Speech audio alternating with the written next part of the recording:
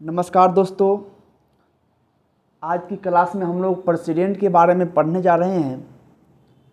President से relating जितने articles हैं उसको समझेंगे। प्रेसिडेंट का इलेक्शन कैसे होता है उसको समझेंगे। तो चलिए बिना देरी किए हुए हम लोग आज की क्लास को चालू करें। आज की क्लास को क्या करें, शुरुआत करते हैं।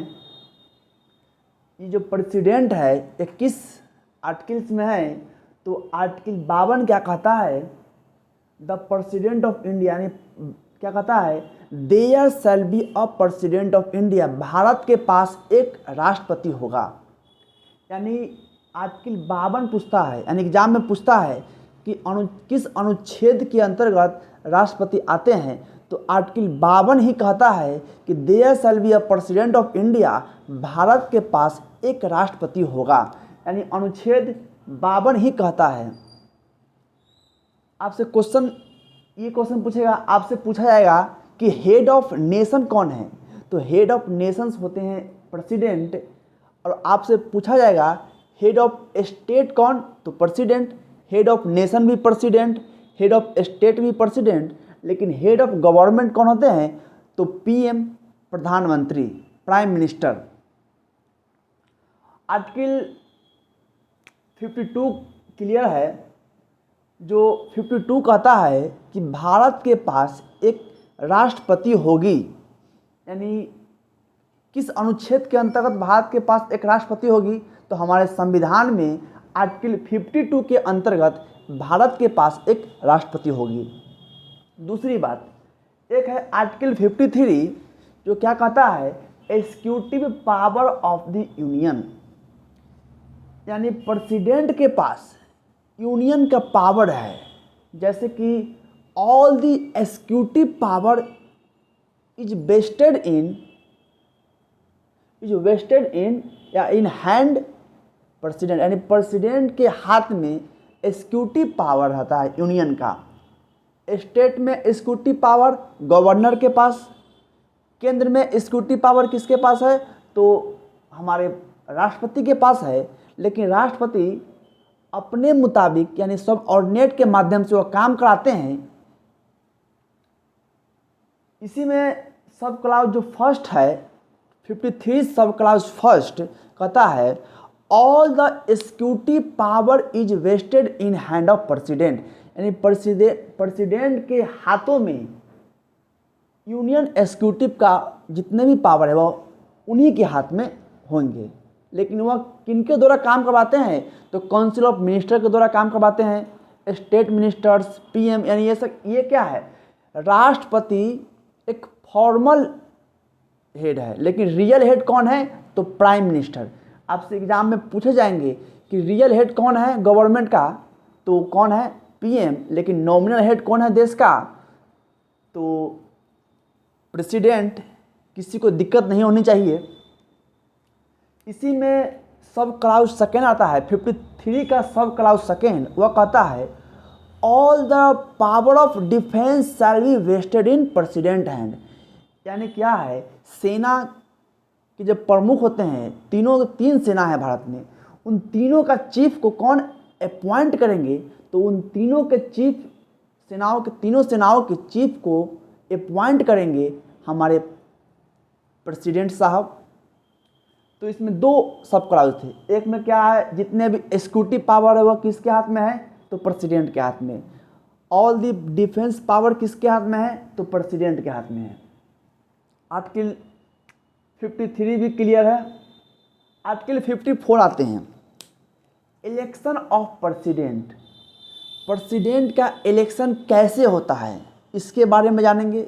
प्रेसिडेंट के इलेक्शंस में कौन भाग लेते हैं इसके बारे में जानेंगे। प्रेसिडेंट के इलेक्शंस में कौन भाग नहीं लेते हैं इसके बारे में जानेंगे।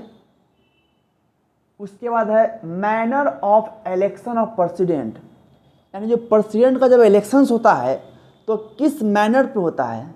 यानी क्या है, एक जो हम लोग कहते हैं एक एमएलए का वोट वैल्यू कितना है, एक एमपी का वोट वैल्यू कितना है, यानी किस तरह से मैनर होता है इलेक्शंस, उसके बारे में समझेंगे आर्टिकल 55 में।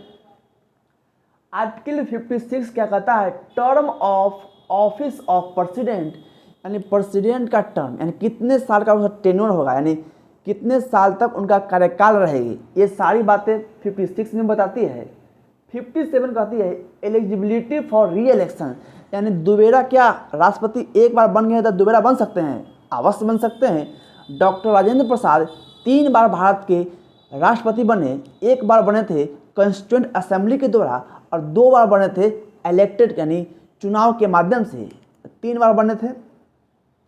दूसरा है क्वालिफिकेशंस, क्या क्वालिफिकेशन से कि हम राष्ट्रपति बन सकते हैं, क्या क्राइटेरिया है। कंडीशंस ऑफ प्रेसिडेंट्स ऑफिस, यानी क्या कंडीशंस है ऑफिस का। उसके बाद ओथ कौन लेते हैं, कौन दिलवाते हैं ओथ। उसके बाद इम्पीचमेंट महाभियोग प्रक्रिया। अब चलिए ये आर्टिकल हम समझे हैं, लेकिन अब हम आपको प्रेसिडेंट के बारे में कुछ विशेष तरह से बताते हैं। चलिए हम कहते हैं, सबसे पहले चलते हैं, ये हो गया इलेक्शन ऑफ प्रेसिडेंट। प्रेसिडेंट का इलेक्शन कैसे होता है। तो जो एमएलए को, जो एमपी को हम लोग चुनते हैं, यानी जनता के द्वारा चुने गए elected member, elected MLA, elected MP, यानी क्या है राज्यसभा का इलेक्टेड मेंबर ही क्या है प्रेसिडेंट की इलेक्शंस में भाग लेगी। लोकसभा की इलेक्टेड मेंबर प्रेसिडेंट की इलेक्शन में भाग लेगी। Legislative assembly, state legislative assembly के जो इलेक्टेड मेंबर है वह प्रेसिडेंट के इलेक्शंस में भाग लेगी। लेकिन हमारे देश में 6 ऐसे स्टेट है जिनके पास लेजिस्लेटिव काउंसिल्स भी है, लेकिन उसका मेंबर प्रेसिडेंट के इलेक्शंस में भाग नहीं लेंगे। यानी क्या है, राज्यसभा का इलेक्टेड मेंबर पार्टिसिपेट करता है प्रेसिडेंट के इलेक्शंस में, लोकसभा का इलेक्टेड मेंबर पार्टिसिपेट करता है प्रेसिडेंट इलेक्शंस में, लेजिस्लेटिव असेंबली विधानसभा का इलेक्टेड मेंबर पार्टिसिपेट करता है प्रेसिडेंट इलेक्शंस में। लेकिन जो विधान परिषद है, जो 6 राज्य के पास है, यानी भारत में 6 राज्य के पास क्या है लेजिस्लेटिव काउंसिल्स है, वह भाग नहीं लेंगे। क्या राज्यसभा का नॉमिनेटेड मेंबर, जो राष्ट्र नॉमिनेटेड मेंबर क्या लेंगे, तो नहीं। नॉमिनेटेड मेंबर मनोनीत सदस्य राष्ट्रपति के इलेक्शंस में भाग नहीं लेंगे। राज्यसभा के नॉमिनेटेड मेंबर प्रेसिडेंट के इलेक्शन में भाग नहीं लेंगे। लेजिस्लेटिव असेंबली विधानसभा के नॉमिनेटेड मेंबर प्रेसिडेंट के इलेक्शन में भाग नहीं लेंगे। लेकिन एक 70 यानी 17वां संविधान संशोधन अधिनियम 1992 में हमारे केंद्र शासित प्रदेश दिल्ली और पुडुचेरी को क्या किया गया, ऐड कर दिया गया कि आप भी प्रेसिडेंट के इलेक्शंस में भाग ले सकते हैं। यानी 1992 से पहले यह प्रावधान नहीं था कि यूटी का जो क्या है, दिल्ली में क्या है विधानसभा है, यूटी है लेकिन विधानसभा है, और यहाँ भी विधानसभा है। यहाँ का जो इलेक्टेड मेंबर ही होंगे वह पार्टिसिपेट लेंगे। यानी सिंपल वे में समझिए, जितने भी elected member of state legislative assembly, Lok Sabha, Rajya Sabha and UT Delhi and Puducherry का इलेक्टेड मेंबर ही प्रेसिडेंट के इलेक्शंस में भाग लेंगे।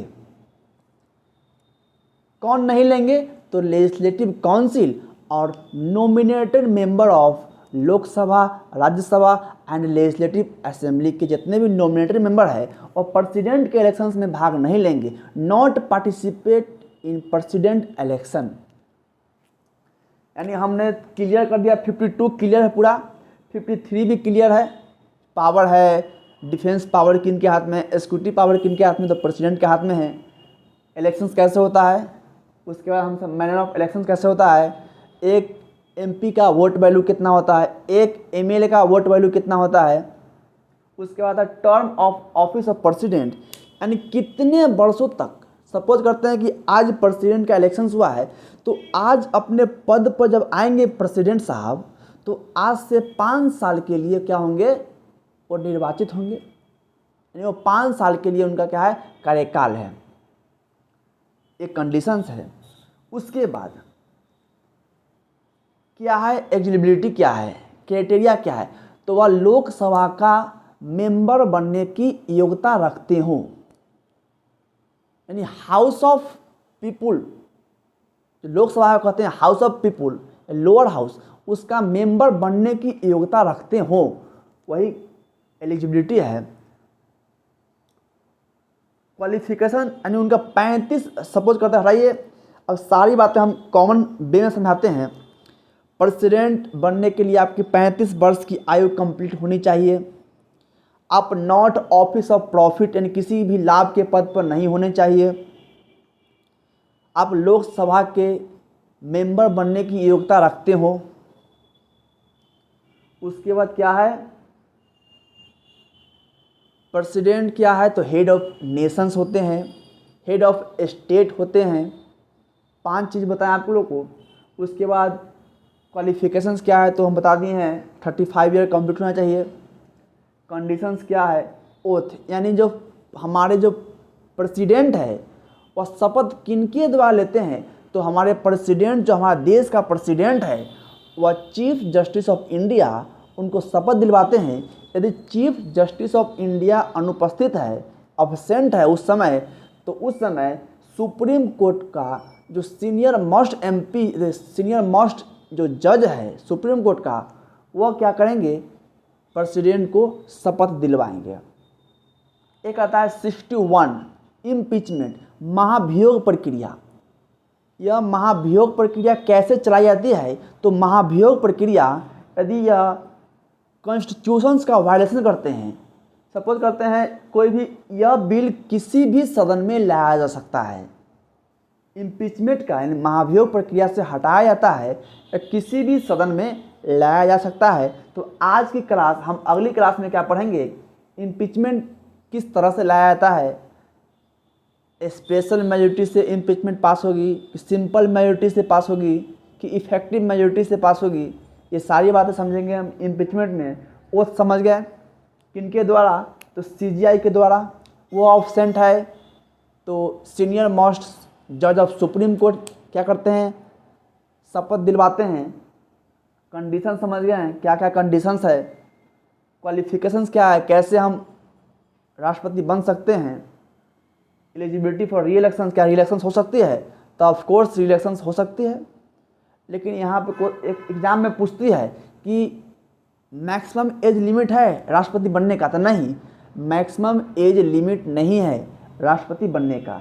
देखिए हमारा देश का जो राष्ट्रपति है वह नॉमिनल है, फॉर्मल है, लेकिन जो अमेरिका का जो राष्ट्रपति है वह क्या है, वही रियल भी है, यानी क्या है, सारी शक्तियाँ उन्हीं के हाथ में है, वही काम करते हैं। लेकिन ये क्या है, हमारे नाम के लिए क्या है, भारत में एक राष्ट्रपति है और सारी काम ही करते हैं प्रधानमंत्री।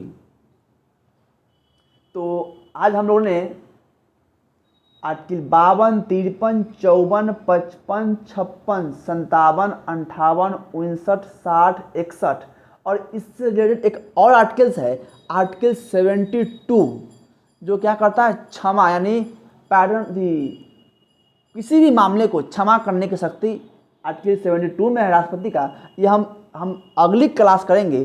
तो यह इम्पीचमेंट पर महाभियोग प्रक्रिया कैसे लगाई जाती है प्रेसिडेंट पे, उसके बाद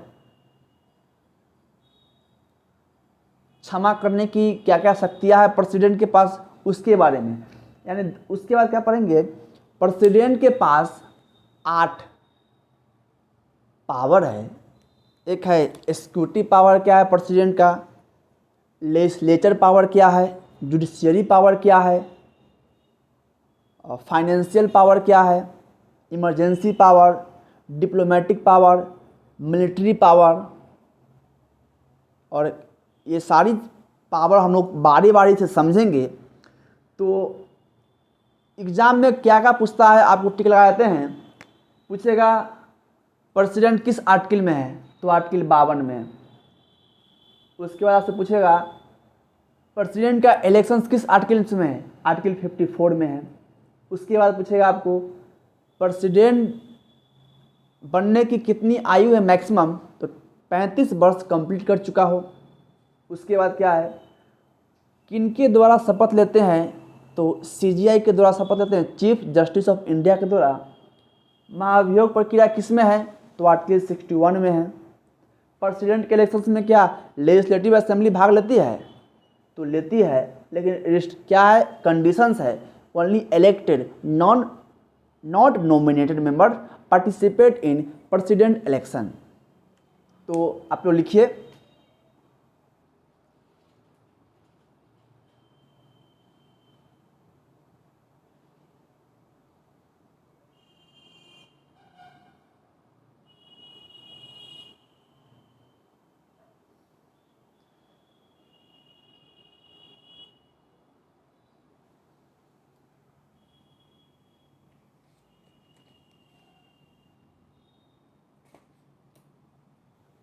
लिख लिए आप लोग। चलिए, तो आज की क्लास को हम लोग यहीं समाप्त करते हैं। हम लोग ने प्रेसिडेंट से जितने भी क्वेश्चन आ सकते हैं उसके बारे में पढ़े हैं।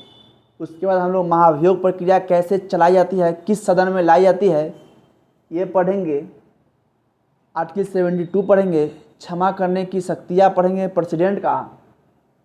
उसके बाद प्रेसिडेंट क्या है, उसके बाद पावर ऑफ प्रेसिडेंट पढ़ेंगे। उसके बाद प्रेसिडेंट यानी देखिए प्रेसिडेंट किस पार्ट में है, तो part 5 of the Indian constitution, यानी क्या है, पार्ट 5 में है। आर्टिकल कहाँ से कहाँ है, तो आर्टिकल 52 से लेकर यूनियन गवर्नमेंट, यानी यूनियन गवर्नमेंट कहाँ से कहाँ है, तो पार्ट 5 है इंडियन कॉन्स्टिट्यूशन का, और आर्टिकल 52 से लेकर 151 तक, यानी इसमें यूनियन गवर्नमेंट संघ सरकार के बारे में बात किया गया है, जो कि पार्ट 5 में है। 52 से लेकर 151 अनुच्छेद तक इसके बारे में विवरण किया गया है, इसके बारे में बताया गया है। तो आज हम लोग इम्पॉर्टेंट है, कब ये इम्पॉर्टेंट है, ये सारी चीज़ इम्पॉर्टेंट है, कौन लेते हैं इलेक्शंस में भाग, कौन नहीं लेते हैं। तो आज की क्लास को हम लोग यहीं समाप्त करते हैं, फिर मिलते हैं अगली क्लास में। इसी जोश और जुनून के साथ मिलेंगे और आगे की पढ़ाई को जारी रखेंगे। जय हिंद।